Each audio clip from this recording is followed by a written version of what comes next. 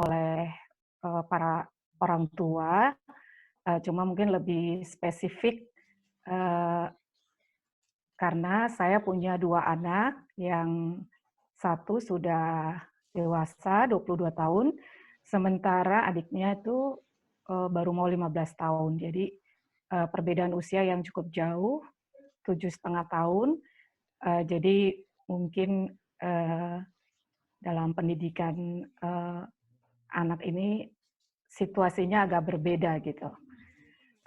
Sebelum saya sharing, eee, mungkin ada sedikit ini ya, tayangan.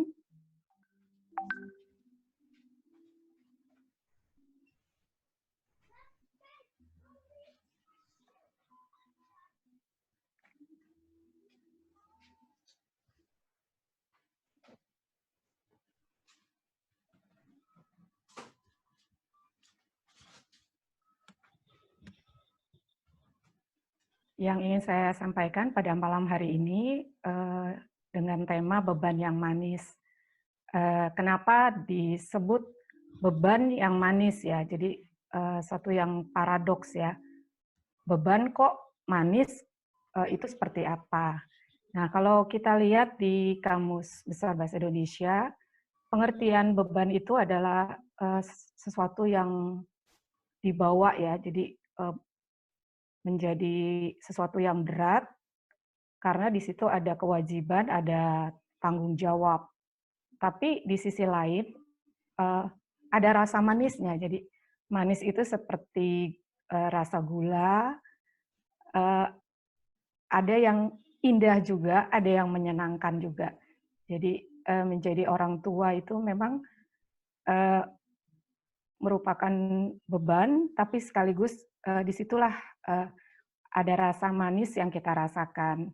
Nah, beban yang manis ini sebenarnya saya dapatkan waktu itu dari, Pendeta Stephen Tong ya. Bagaimana, menjadi orang tua itu, eee, di satu sisi kita memiliki tanggung jawab yang besar karena, kita harus bisa menjadi, role model ya, menjadi teladan bagi anak-anak kita, dan kita punya tanggung jawab mendidik anak itu bukan seperti yang kita inginkan, tetapi apa yang Tuhan inginkan, bagi anak-anak kita. Jadi kita adalah, menjadi wakil Tuhan dalam pendidikan anak-anak kita. Nah, selain itu juga kita walaupun beban, tetapi ketika kita melihat pertumbuhan anak-anak kita, bagaimana mereka berkembang, bertumbuh menjadi anak yang bisa diandalkan, anak yang takut Tuhan, disitulah timbul rasa manisnya. Nah, ini yang saya rasakan kurang lebih selama 26 tahun ya. Pernikahan kami sudah 26 tahun, sampai saat sekarang masih terus belajar menjadi orang tua, karena menjadi orang tua itu adalah proses juga yang terus-menerus, yang terus kita lakukan, karena dalam segala kelemahan dan keterbatasan kita juga, itu juga tertransfer ke anak-anak yang Tuhan anugerahkan kepada kita. Jadi, di satu sisi kita harus mampu juga menjadi teladan, tapi di sisi lain dalam segala keterbatasan dan kelemahan kita, kita juga harus terus, belajar, berubah dan juga semakin baik, di hadapan Tuhan. Supaya, anak-anak kita pun melihat, bagaimana kehidupan kita, apakah, eee, sudah menjadi, cerminan wakil Tuhan di dunia. Dan itu bagi saya sungguh suatu hal yang tidak mudah, karena memang, dari sejak saya lulus kuliah sampai sekarang, saya bekerja ya. Nah, dari firman Tuhan, Ibu dan kakak-kakak mungkin sudah familiar dengan, dari Perjanjian Lama dan juga Perjanjian Baru yang menyatakan bahwa agar kita mendidik orang muda itu menurut jalan yang patut baginya, juga dengan tongkat dan teguran, dengan disiplin. Dan anak-anak itu adalah milik pusaka Tuhan. Jadi sangat berharga, menjadi suatu yang mulia yang dipercayakan kepada kita. Dan buah kandungan adalah merupakan suatu upah. Jadi Tuhan juga menginginkan kita untuk mendidik anak-anak kita di dalam ajaran dan nasihat Tuhan. Jadi memang kalau yang saya alami memang nggak mudah. Sampai sekarang pun saya masih terus belajar dan mengalami bentukan Tuhan untuk bisa jadi orang tua yang seturut dengan yang Tuhan mau. Nah, tujuan dari kita mendidik anak remaja ya, khususnya dalam Tuhan, agar tadi sudah saya ceritakan, mendidik anak itu merupakan beban dan tanggung jawab, tapi juga anugerah yang manis dari Tuhan. Karena walaupun kita merasa sesuatu yang berat, namun anak-anak adalah bagian dari rencana Allah bagi dunia, sehingga sebagai orang tua kita akan terus dimampukan Tuhan untuk menetapkan tujuan yang mulia bagi anak kita, sesuai dengan potensi anak kita masing-masing, dikembangkan dan supaya berguna, seturut kehendak Tuhan, bukan kehendak kita sendiri. Sebelum berlanjut ke sharing, saya ada pantun dulu nih. Pantun dulu. Bunga melati semerbak mewangi, menjadi kesukaan bunda sejati. Didiklah remaja, setia berbakti, kelak menjadi berbudi pekerti. Jadi tujuan kita mendidik anak remaja adalah menjadi berbudi pekerti. Nah, sharing saya, tadi saya sudah ceritakan sedikit. Saya punya 2 orang anak. Yang pertama Jonathan, usianya 22 tahun sekarang, kuliah semester akhir. Kemudian Joy akan 15 tahun, beberapa hari lagi dia ulang tahun, perempuan dan sekarang kelas 3 SMP. Nah, saya bekerja selama ini, saya dulu di Bank Indonesia, kemudian karena pengawasan perbankan dipindahkan ke OJK, saya kemudian pindah ke OJK dan sudah 5 tahun ini saya di OJK.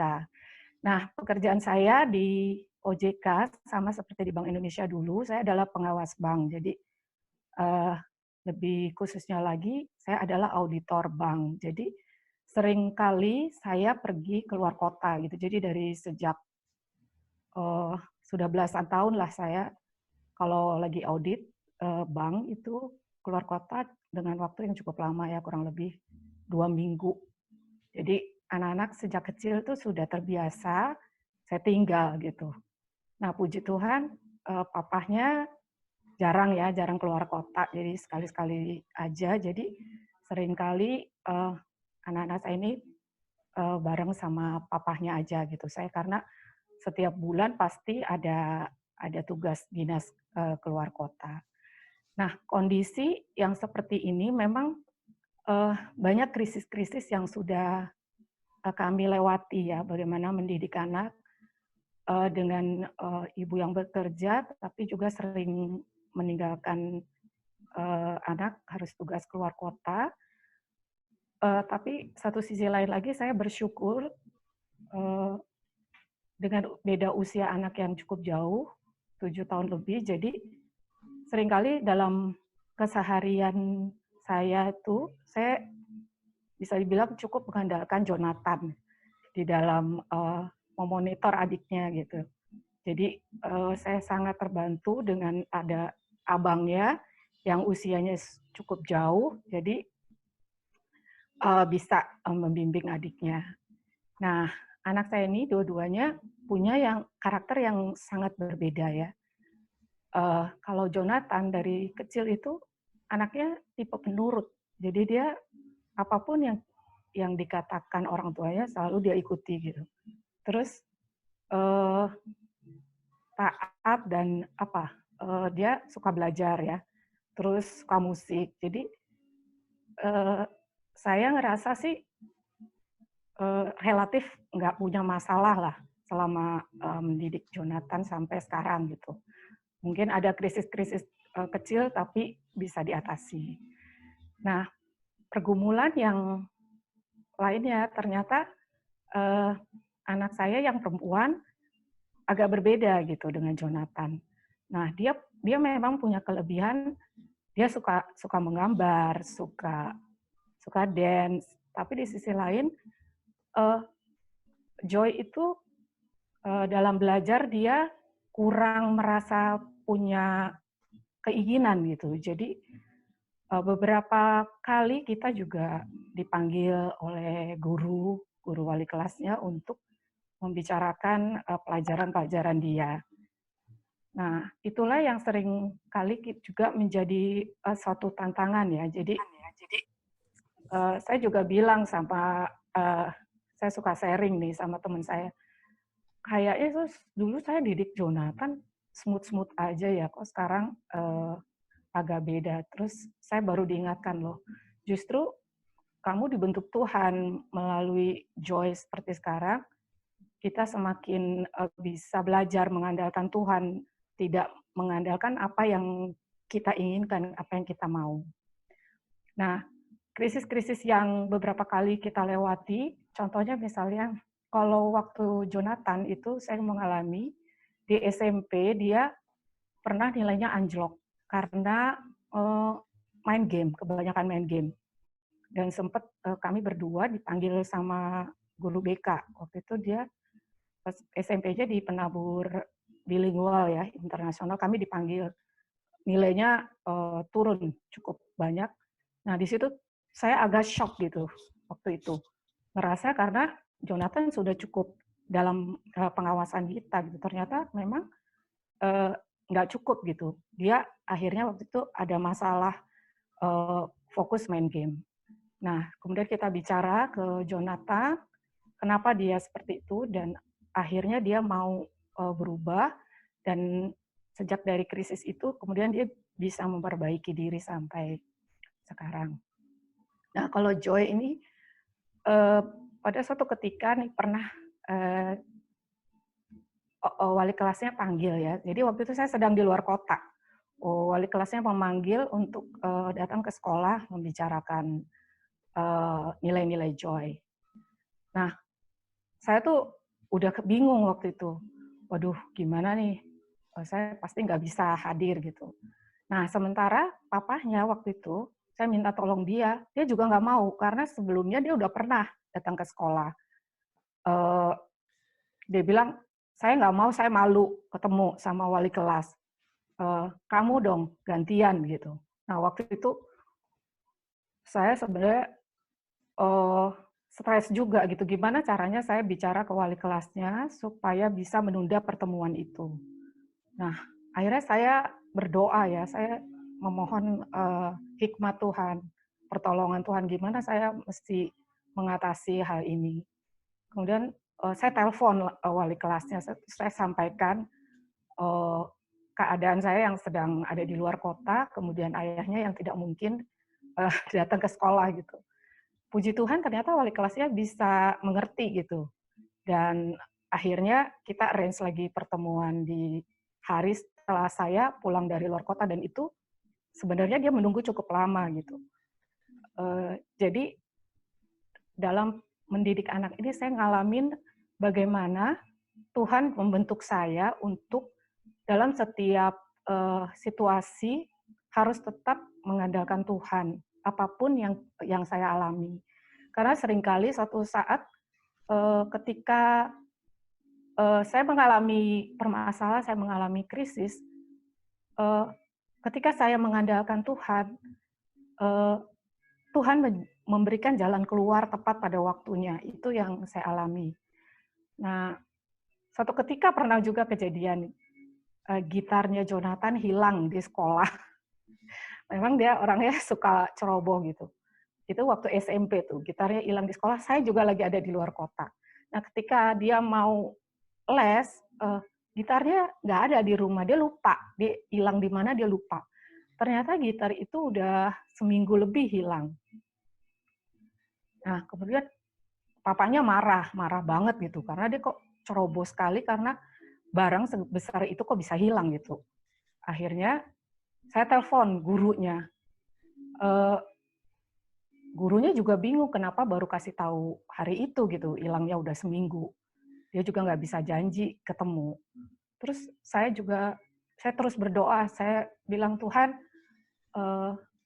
apapun ini yang boleh kita alami, Tuhan punya maksud baik. Mungkin mau mengajar Jonathan supaya lebih lebih apa tidak ceroboh. Nah, besoknya saya ditelepon sama guru wali kelasnya dia. Gitarnya itu ketemu, padahal udah hilang seminggu. Nah, itu jadi saya mengalami sebenarnya proses bentukan Tuhan jatuh bangun menjadi orang tua, tetapi terus tetap mau belajar. Mana Tuhan, saya mau percaya, saya mau mengandalkan Tuhan. Nah, kemudian pengalaman yang saya alami satu lagi terakhir, jadi itu tidak mau sekolah di sekolah umum sebenarnya SMA-nya. Nah, jadi pergumulan kita dalam keluarga karena Joy mau sekolah kemana lagi tuh, karena harus dilalui gitu SMA. Nah, dia nggak mau ketemu yang punya pelajaran matematika, dia nggak mau ketemu. Jadi dia punya rencana sekolah apa ya, kekhususan gitu. Akhirnya itu jadi apa ya, jadi ribut lah di rumah. Abangnya juga bilangin supaya udah lalu mesti jalani dulu dong SMA. Nanti kalau udah kuliah terserah deh lu mau ambil apa. Tapi dia tetap kekeh nggak mau masuk SMA. Akhirnya saya browsing ya, ketemulah saya lihat di Santa Ursula itu ada jurusan bahasa A4. Terus saya tawarkan Joy, mau nggak sekolah di jurusan bahasa. Nah, dia juga memang senang kan bahasa Inggris dan bahasa, dia senang pelajaran itu. Yang penting nggak ketemu matematika lah, kata dia gitu. Saya bilang, walaupun di bahasa tetap ketemu Joy, tapi memang nggak terlalu berat gitu. Nah, waktu saya coba daftar di Santa Ursula waktu itu, sebenarnya di dalam hati kami sebagai orang tua ya, agak ragu dalam artian selama ini tuh nilai-nilai Joy bisa dibilang itu bagus, bukan kurang bagus, di rata-rata di bawah bahkan. Nah, bagaimana dia bisa masuk sekolah Santa Ursula yang punya standar tertentu gitu. Tapi saya pikiran positif gini, biar aja Joy coba. Dari situ dia akan belajar bagaimana persaingan itu dia bisa hadapi gitu, supaya dia lihat lingkungan yang lagi. Nah, sebenarnya keraguan waktu mau daftar di Santa Ursula itu juga karena pengalaman sebelumnya. Jadi Jonathan waktu SMP pernah tes di Canisius mau masuk SMA. Waktu itu kita yakin banget dia keterima karena nilainya bagus kan, Jonathan dari penabur nilainya cukup bagus lah. Tetapi ternyata dia nggak diterima di Canisius gitu. Jadi kita punya perpikiran gini, Jonathan aja yang nilainya bagus seperti itu tidak diterima di sekolah Canisius gitu. Jadi itu suatu keajaiban besar kalau Joy bisa keterima di Santa Ursula dengan nilai yang minim. Tapi saya tetap motivasi dia, Joy, kamu harus doakan, tapi kamu harus siap juga kalau nggak diterima, saya katakan gitu. Dan ternyata itu jawaban Tuhan waktu saya datang ke Santa Ursula untuk melihat pengumuman, saya tuh udah yakin banget dia nggak diterima gitu. Jadi saya ngerasa satu keajaiban dari Tuhan, Joy bisa diterima di Santa Ursula. Ternyata dia bisa diterima dengan A4 itu sekolah bahasa yang cuman ada satu kelas. Gitu. Saya baru, Tuhan ingatkan saya, Tuhan sadarkan saya bahwa saya nggak boleh sekali lagi mengandalkan logika ataupun pengalaman saya sebelumnya, tapi Tuhan itu bekerja melampaui apa yang kita pikirkan, apa yang kita inginkan gitu. Tuhan mampu berkarya dalam apapun kondisinya. Dan dari situ Joy juga saya melihat dia merasa sangat luar biasa bisa doa dia dijawab oleh Tuhan. Nah, jadi pengalaman-pengalaman itu saya belajar sampai sekarang agar tetap punya persekutuan pribadi dengan Tuhan, mengandalkan Tuhan dalam apapun yang kita alami dalam mendidik anak-anak kita. Jadi kesimpulannya adalah sebagai orang tua yang punya anak remaja, harus kita terus punya doa ya, doa dan persekutuan pribadi dengan Tuhan, karena melalui itu kita juga akan diberikan kepekaan kemana Tuhan mau kita mendidik anak-anak kita, dan kita terus boleh diajar untuk setia mengandalkan Tuhan dalam segala pergumulan hidup kita. Dan mendidik remaja itu, apalagi dalam masa sekarang, memang tidak mudah ya, karena pendidikan yang saya terima dari orang tua saya juga sangat berbeda dengan apa yang harus kita lakukan, khususnya untuk remaja ya, seperti Joy yang sudah hidup di lingkungan yang serba gadget, itu juga jadi satu tantangan. Dan mendidik anak remaja itu merupakan gabungan ya antara kasih kepada anak-anak, tapi juga kita harus tetap punya kedisiplinan. Jadi ketika dia misalnya melakukan kesalahan, itu harus kita tetap didik dan disiplin, menjalankan disiplin. Sebelum saya sharing seperti ini, saya tanya Joy, pengen tahu nih, Joy, menurut kamu, kamu pengen orang tua yang seperti apa sih? Saya pengen tahu dari sisi remaja itu ya. Karena memang kita terus terang aja sama Joy itu sering argumen gitu. Jadi saya pengen tahu pikiran dia. Terus dia kan kalau ngomong pakai bahasa Inggris, walaupun saya pakai bahasa Inggris, dia sering jawabnya dalam bahasa Inggris karena dia kayaknya lebih merasa nyaman gitu. Dia bilang, saya pengen punya orang tua yang free. Jadi membebaskan saya melakukan apa saja gitu. Saya agak shock juga ketika dia jawab kayak gitu ya. Saya bilang, oh nggak bisa seperti itu Joy. Jadi nanti kamu kalau menjadi orang tua pun harus punya tanggung jawab untuk mendidik anak kamu untuk hidup takut akan Tuhan. Nah, jadi memang beban yang Tuhan kasih itu juga menjadi suatu bentukan bagi saya sebagai orang tua, mendidik kita untuk semakin mengandalkan Tuhan di dalam program pendidikan anak-anak kita.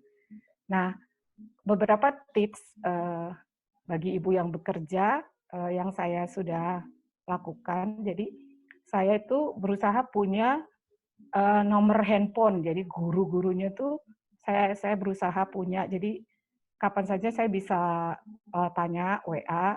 Juga guru lesnya saya punya. Terus juga intens juga dengan Mbak yang di rumah ya. Jadi saya benar-benar monitor bisa lewat Mbak, bisa lewat Jonathan, bisa juga lewat papahnya. Jadi sebagai ibu yang bekerja, selain kita fokus pada pekerjaan, juga fokus dalam mendidik anak. Jadi memonitor anak walaupun di rumah, tapi memang lewat telepon, WA, lewat video itu bisa kita lakukan. Itu yang saya alami sampai sekarang. Mudah-mudahan boleh menjadi berkat. Terima kasih. Ya, terima kasih Kak. Ininya saya matiin dulu ya Kak ya, yang apa Ya, slide-nya ya. oke. Nah, biar kelihatan besar gitu. Nah, buat kakak-kakak ataupun Bapak Ibu yang lain yang mau tanya atau sharing boleh gitu kan ya. Silakan, atau mau ditulis juga boleh.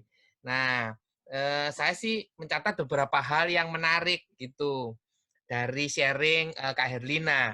Yang pertama adalah menolong anak untuk menemukan tujuan atau rencana Tuhan gitu kan. Jadi kita Ya, sebagai orang tua sebenarnya menemani mereka, mendampingi mereka supaya mereka bertemu menemukan apa yang Tuhan mau untuk hidup mereka itu kan, seperti itu. iya Bukan betul. bukan keinginan kita lah yang harus jadi atas anak itu gitu, tapi apa yang Tuhan mau anak ini genapi, begitu kan? Iya, Ya iya, itu. Terus yang kedua tadi juga ini soal kadang-kadang anak juga menolong kita belajar juga, begitu kan? iya betul Kak. Bukan kita ngajarin terus, tapi kadang-kadang dari anak, dari respon anak ataupun tindakan anak, kita bisa belajar sesuatu di sana, begitu. Itu. Dan kita ya kalau rata-rata kalau saya lihat sih orang tua di Gading Indah itu pada bekerja ya di GKI Gading Indah gitu ya, dua-duanya bekerja. Iya, Jadi orang-orang sibuk begitu. Jadi menurut saya tips untuk tadi bahwa monitoring harus jalan, terus iya. komunikasi itu harus jalan, itu Mm-mm. menjadi tips yang bisa menolong kita gitu ya di tengah kita sendiri sibuk masing-masing, tapi kita tetap bisa tahu bagaimana kondisi anak kita atau apa yang dia lagi gumulkan dan apa yang terjadi dalam dirinya begitu. Jadi monitoring menjadi penting baik lewat gurunya tadi atau lewat orang di rumah begitu ya. Begitu benar kan ya Kak? Ya. Terus ya itu. Nah, mungkin ada Bapak Ibu atau kakak-kakak yang lain yang mau juga berbagi dengan kita. Boleh, boleh. Nah,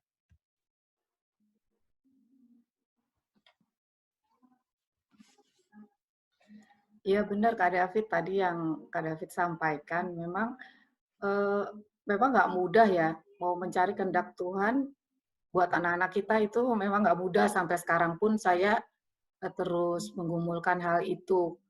Contohnya misalnya kayak Jonathan lah, dia mulai senang-senang sama cewek gitu ya. iya. Tapi saya tuh kayaknya udah punya standar tertentu gitu. Dan itu harusnya saya tahu itu nggak boleh gitu ya. Eh, Uh, tapi seringkali gini, aduh bang, beneran nih yang ini nih, masih cakepan juga adikmu standarnya Joy dong. Nah itu kadang-kadang Sadar aja. kayak gitu. Walaupun saya bercanda, tapi saya juga seringkali sadar, aduh ini kan kehendak saya ya. Nah secara manusia kadang-kadang kita sebagai ibu pengennya terbaik apa yang menjadi pikiran kita Iya, gitu. betul. Iya, Ya. tapi saya terus belajar sih Kak. Emang itu nggak mudah juga gitu. Betul, betul. Waktu Joy juga mau cari sekolah kemarin tuh saya juga belajar bisa akhirnya mau ngikutin apa yang Joy mau itu juga nggak mudah gitu. Ya, betul. Ya terus belajar sampai sekarang. Iya, iya. Betul, Kak. Nanti di pertemuan berikut-berikutnya kita juga akan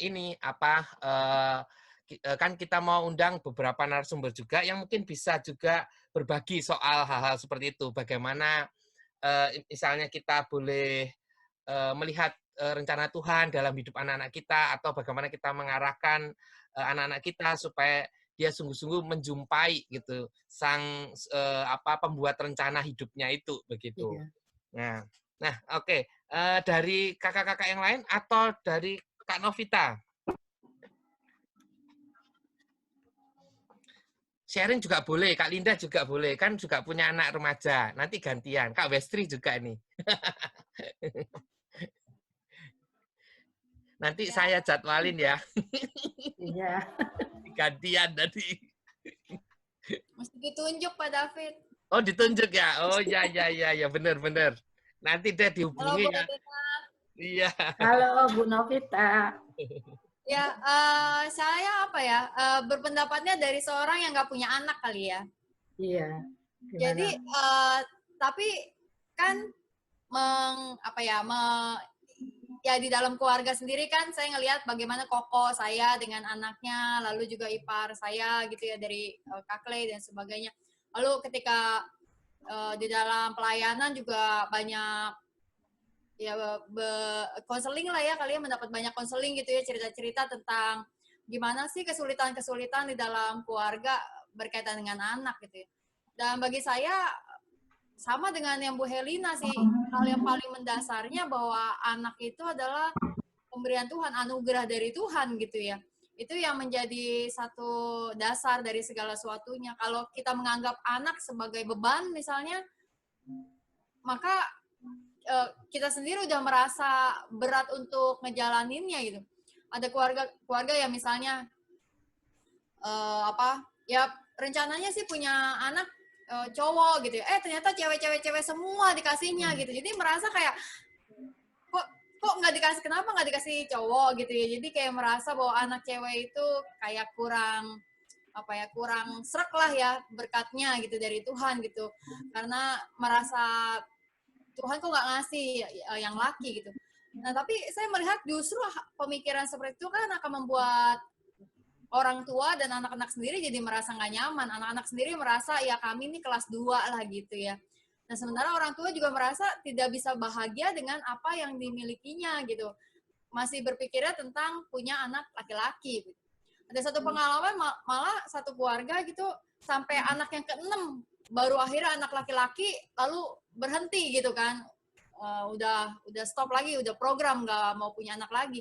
Tapi kan kemudian ketika dalam perjalanannya pergumulannya nggak mudah juga gitu.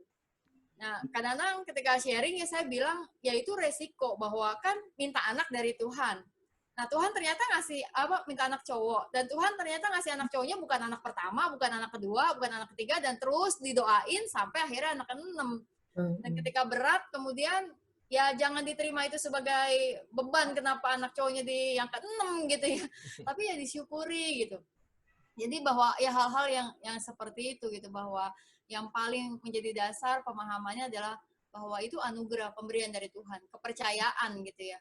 Bahwa Tuhan mempercayakan sesuatu yang penting, sesuatu yang besar kepada orang tua untuk menjalankan kasih sayang Tuhan di dalam keluarga gitu. Jadi ya saya pikir sharingnya Bu Herlina sangat bagus sekali Bu gitu ya, menguatkan kembali, mengingatkan kembali tentang hal itu gitu. Juga ini Kak Novita kalau sudah 2 cewek sudah cukup, jangan dikompor-komporin, suruh buat yang cowok gitu kan. kurang gitu kan. David nggak mau anak cowok loh. Enggak. Kamu sama David cowok. 3 Kak, 3. Aduh, 2 aja sudah pusing Bu. Oh, kalau cuma 2. Nanti saya itu loh, saya kan ke Manggarai, pelayanan sama yang ini kan tim aksi sosial kan, bagi sembako di sana. Ketemu ibu, tau nggak anaknya berapa? 12. Astaga. Hari gini, astaga. 12. Terus dia bercerita dengan bangga, iya nih 12. Tapi rumahnya itu di pinggir rel kereta, rumah dari triplek, becek, dan sebagainya. Terus, ya oke lah. Itu bukan barang itu ya. Nah, Kak Herlina, ini ada yang tanya Kak Herlina. Sebagai orang tua yang bekerja, bagaimana kita bisa benar-benar mengetahui pergaulan anak kita? Nah, apakah Kak Herlina pernah melarang Joy atau Jonathan untuk bergaul dengan teman-teman tertentu? Iya. Nah, seperti tadi yang saya sudah cerita, kalau sama Jonathan, saya tuh lebih gampang masuknya. Entah kenapa ya. Mungkin saya coba flashback deh sih. Sepertinya saya lebih tekun berdoa waktu Jonathan dari sejak di kandungan sampai dia besar gitu. Itu yang flashback saya. Nah, ketika Joy, karena segala kesibukan saya ngerasa saya kurang tekun berdoa gitu. Di samping memang karakter anak beda-beda ya. Nah, jadi kalau sama Jonathan itu nggak pernah ada kesulitan gitu. Kita ngerti, kita tuh bisa mengerti banget dia tuh karakternya seperti apa, dan di dalam pergaulan kita juga tahu teman-temannya seperti apa. Instagramnya juga dia terbuka sama kita. Nah, sementara adiknya ini, saya tuh sampai sekarang pun Kak, masih bergumul untuk bisa berkomunikasi dengan baik dengan Joy. Padahal anak cewek ya, gitu. Instagramnya dia tertutup, Bu, sama saya. Nggak mau. Saya udah, jadi dia tuh baru pegang handphone, belum lama, baru setengah tahun ini saya kasih papanya sih yang kasih. Kalau saya sebenarnya maunya dia SMA dulu baru pegang handphone, agak ini sih agak kuno ya saya. Tapi saya sebenarnya agak ngeri gitu kalau melihat informasi yang bebas di kalau dia pegang gadget. Tapi akhirnya papanya kasih. Nah, di dalam COVID ini, terus terang saya malah punya lebih banyak waktu, Bu Novita, untuk Joy. Gitu. Saya udah mulai masuk sedikit-sedikit sih ke dia. Tapi tetap mungkin generasinya agak beda ya, karena jarak umur yang jauh. Kemarin saya sempat korek-korek. Dia katanya suka sama seorang, saya agak kaget juga. Oh, tapi dia mau kasih tahu fotonya siapa, sekolah di mana, dia cerita sih. Orang gereja kita juga ternyata gitu. Cuma ya udah saya masuk pelan-pelan itu kan. Temen dulu ya Joy, banyakin temen, makin bagus, kamu punya wawasan yang lebih banyak kalau temennya banyak. Tapi kalau sampai saya bisa masuk Instagramnya, itu belum berhasil sampai sekarang. Nah, Joy sih nggak pernah kemana-mana sih, pergaulannya sih kita tahu ya, maksudnya paling dia chatting atau video call sama temen-temennya, sejauh itu sih. Jadi saya pun masih terus bergumul untuk Joy sampai sekarang, Kak. Mungkin ada masukan deh dari kakak-kakak lain yang punya anak gadis. Ya, seperti itu sih. Tapi tetap kalau saya kasih nasihat itu, dia ngerasa terlalu apa ya, old style gitu katanya. Mama tuh kuno gitu. Kuno. Itu yang sering saya dengar dari dia gitu. Jadi memang ya jadi satu pergumulan. Tapi saya sih yakin lah, maksudnya Tuhan ya jaga dia. Makanya ya, saya juga harus lebih kuat berdoa lagi buat Joy kelihatannya, Kak David. Nanti kita sama-sama jaga, Bu. Saya jaga di gereja aja. Nah, kalau beberapa pembicara yang kemarin gitu kan, kalau saya ngobrol-ngobrol sama Kak Lydia ataupun juga Kak Desi gitu kan, waktu kan anak saya dua-duanya ini cewek gitu kan ya. Wah, hati-hati, Fit, kalau cewek lebih susah gitu. Katanya lebih kalau remajanya akan lebih susah untuk komunikasi. Jadi ya nikmati saja di masa kecil ini supaya nanti pada waktu dia mulai menjaga jarak dengan kita masih punya ikatan yang kemarin-kemarin ini begitu. Makanya saya langsung, oh ya ini persiapan buat saya ini.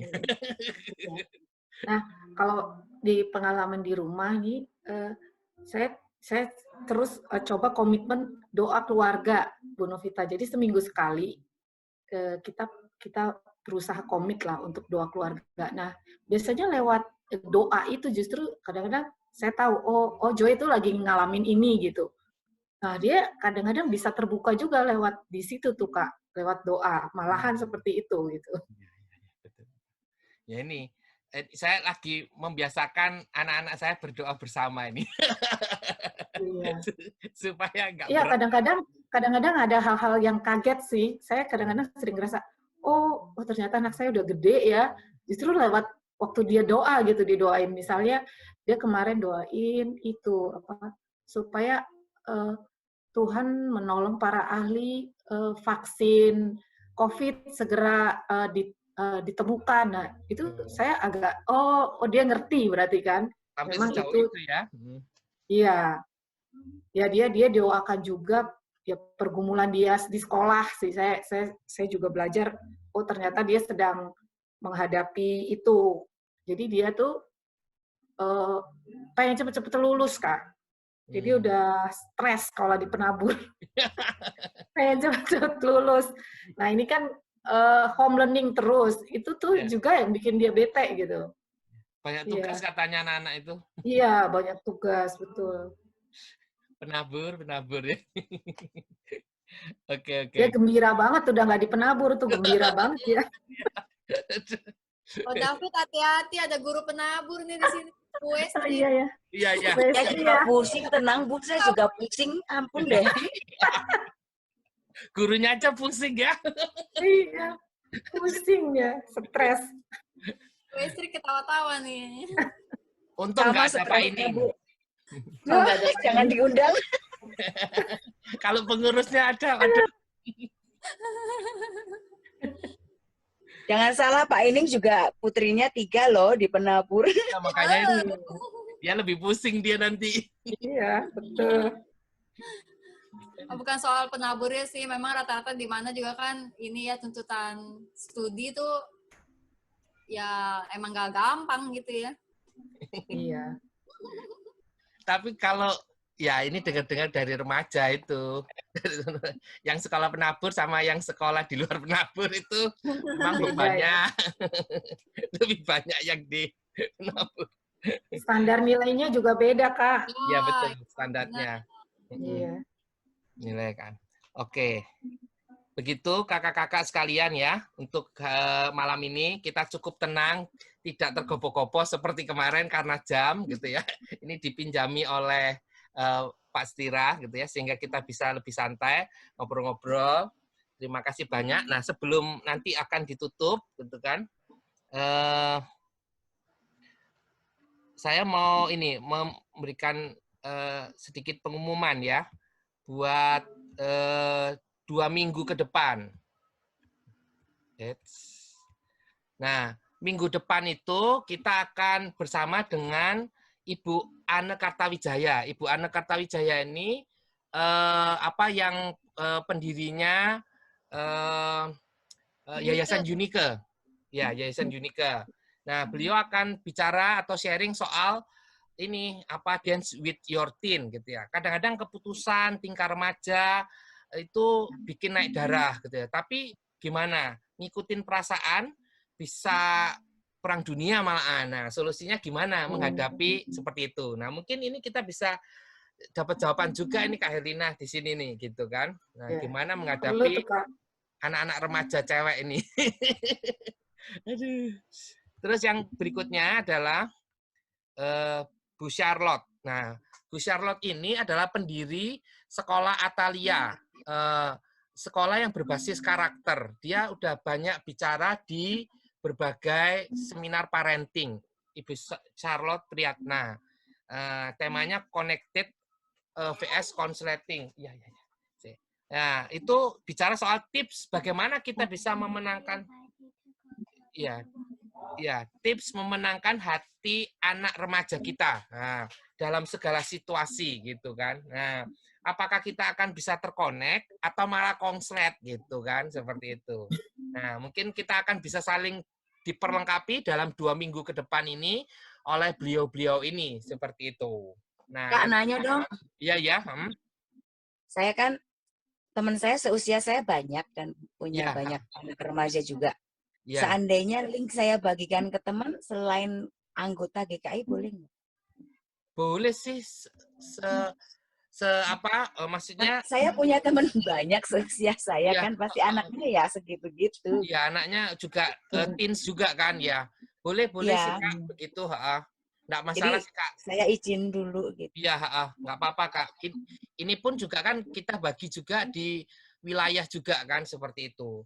Dan kalaupun masuk saya kan juga yang ngelihat gitu kan, kira-kira namanya ini kok kalau namanya agak aneh-aneh gitu kan, nanti saya bisa tanya dulu gitu. Tapi kalau namanya jelas gitu kan, saya bisa langsung add begitu atau tetap misalnya di admit gitu kan, seperti itu. Nggak apa-apa Kak. Begitu nanti saya kasih, nanti langsung bisa disebarin. Atau nanti saya akan coba minta tolong Pak Stira, dari pagi itu ininya juga sudah bisa kita bagikan gitu. Supaya orang-orang juga nggak bingung di saat-saat mendekati seminar mulai kan, begitu. Seperti itu. Ya. Nah, kalau begitu minta tolong. Ya, gimana? Mau nanya sama Bu Herlina. Oh iya, boleh. Ya, Bu. Kalau Bu Herlina dan Ko David juga boleh sih jawab, Bapak Ibu yang Bapaknya cuma Robert ya. Ya ibu-ibu yang lain juga boleh nanti kalau ada jawaban.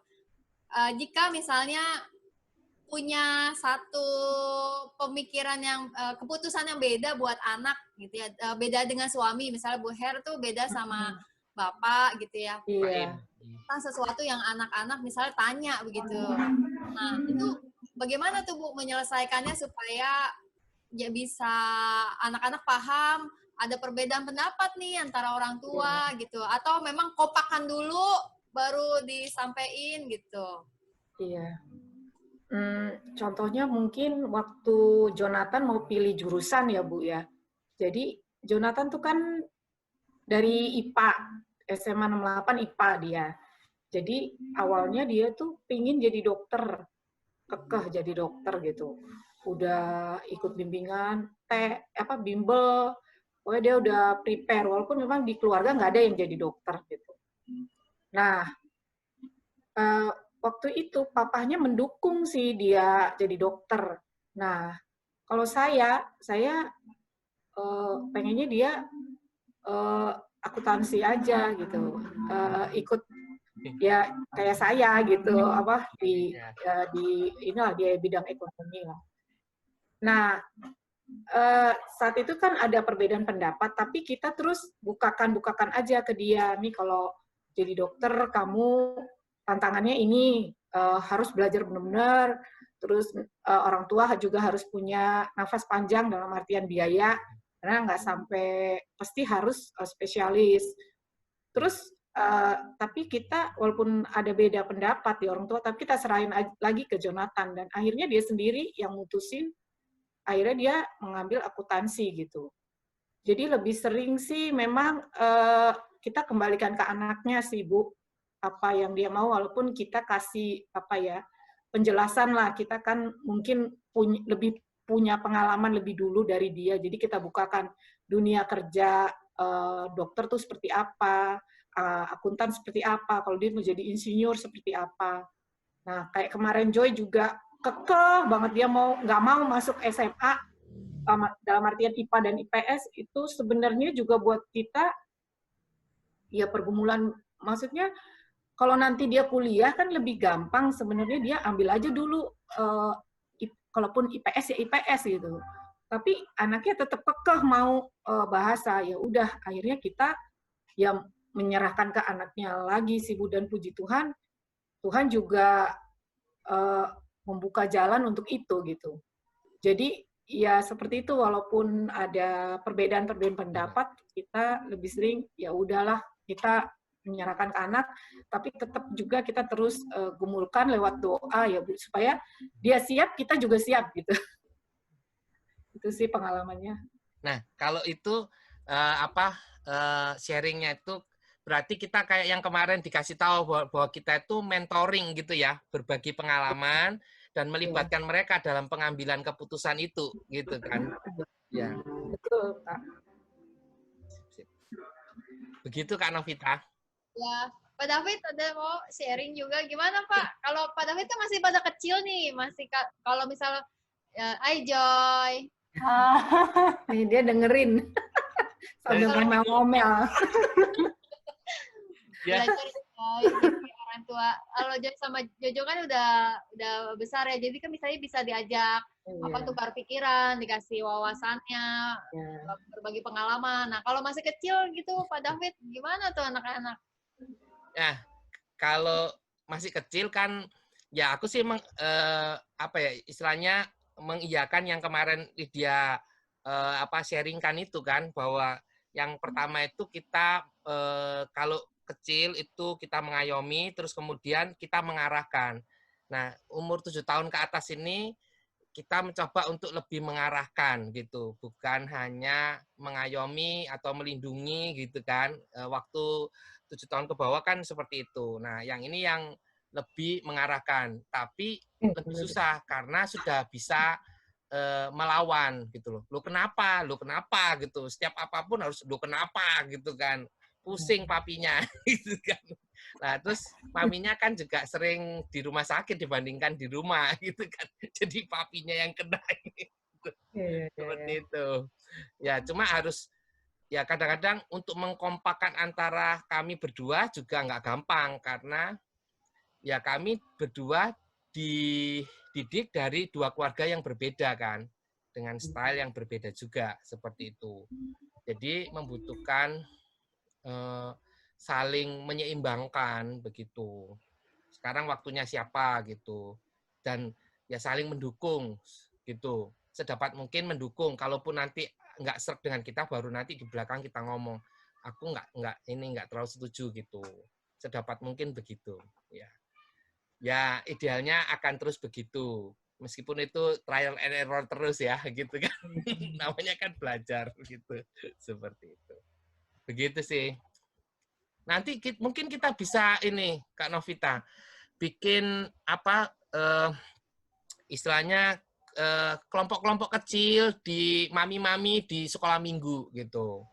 Yang ngumpul sharing gitu kan, daripada ngerumpi di dalam kelas gitu ya, mending ngerumpi di luar kelas, terus ngomongin sesuatu yang bermanfaat dalam parenting juga gitu kan, daripada gangguin gurunya ngajar, guru sekolah minggunya ngajar gitu kan, seperti itu.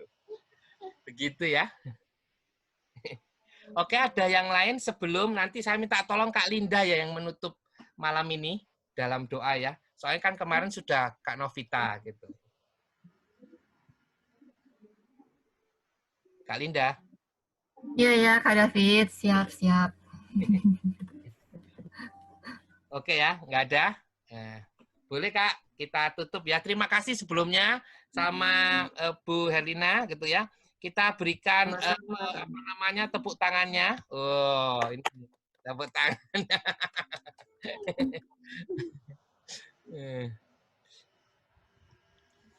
Dek, stop dulu, Dek. Bentar, Dek.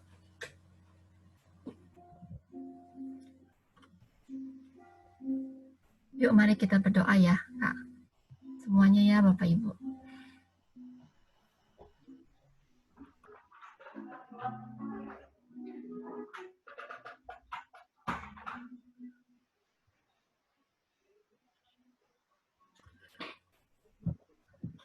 Tuhan Yesus, kami mengucap syukur untuk kesempatan yang Tuhan berikan kepada kami untuk kami boleh sharing satu dengan yang lainnya. Terima kasih untuk Bu Herlina yang boleh menyampaikan sharing di malam hari ini. Kami bersyukur Tuhan memberikan kepada kami kesempatan untuk menjadi orang tua. Tuhan, dalam segala keterbatasan kami percaya Tuhan yang terus akan memperlengkapi setiap kami. Tuhan yang akan menolong kami untuk kami boleh mendidik anak-anak kami, sehingga sungguh kami boleh melihat anak-anak kami boleh bertumbuh di dalam iman dan takut akan Tuhan dan memuliakan nama Tuhan. Tuhan teruslah beri kepada kami hikmat dan bijaksana sehingga kami sungguh-sungguh dapat menjadi orang tua yang berkenan kepada Tuhan. Tuhan, kami percayakan acara ini selanjutnya ya Bapak untuk minggu-minggu mendatang. Tuhan juga turut campur tangan dan Tuhan juga yang mengumpulkan lebih banyak orang lagi sehingga lebih banyak orang tua yang boleh mendapatkan berkat dan boleh mendidik anak-anak seturut dengan kehendak Tuhan di dalam kehidupan sebagai orang Kristen. Terima kasih ya Tuhan, hanya di dalam nama Yesus kami berdoa dan mengucap syukur. Amin. Amin. Terima kasih semuanya, Bu Novita, Herlina, Kak David. Sampai minggu depan ya kakak-kakak, jangan lupa gitu kan ya. Susah dapatnya Bu Anne sama Bu Charlotte itu orang sibuk juga mereka ya. Gitu. Baik. Ya, nanti saya akan usahakan untuk bisa memberikan linknya lebih pagi gitu ya. Iya Kak. Terima kasih. Malam. Malam, terima kasih.